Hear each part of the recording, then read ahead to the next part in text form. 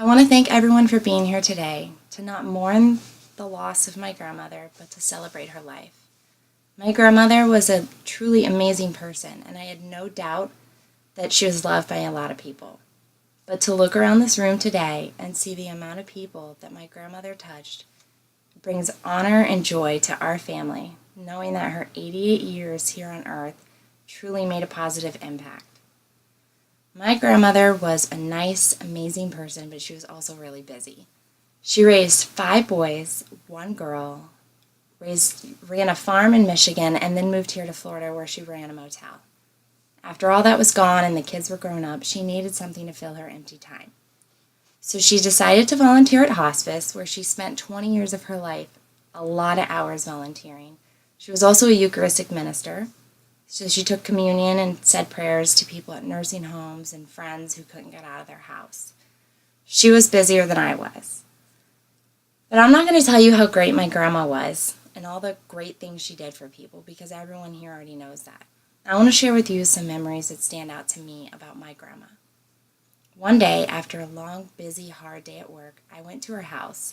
This 80-year-old woman was running around, cooking, cleaning, and talking my ear off. I said, "How do you do this?" She said, "You just do, and then you get energy to do it some more. Life happens." This is true. My grandmother always told me I was more like her than any other grandchildren. I didn't understand it.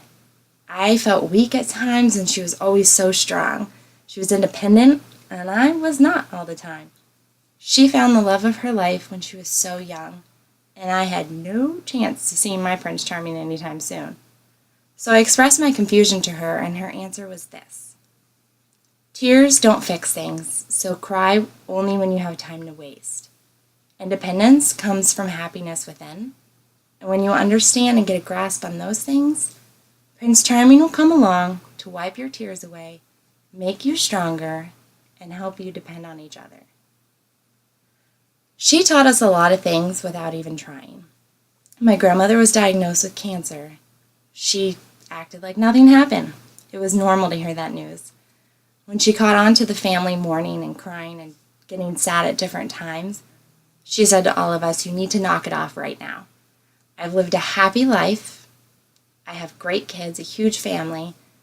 My husband and my God, they're calling me home now, and I'm ready to go." So without knowing it, she taught us faith and strength. So instead of remembering sad times today, let's remember her for her strength that she instilled in us.